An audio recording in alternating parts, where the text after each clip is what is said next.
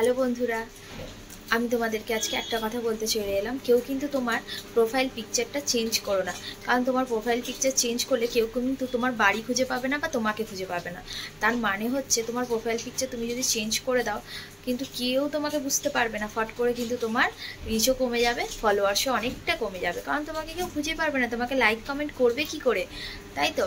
তো আমার নিজের এক্সপিরিয়েন্স থেকে বলছি, কেউ কিন্তু এটা চেঞ্জ করো না।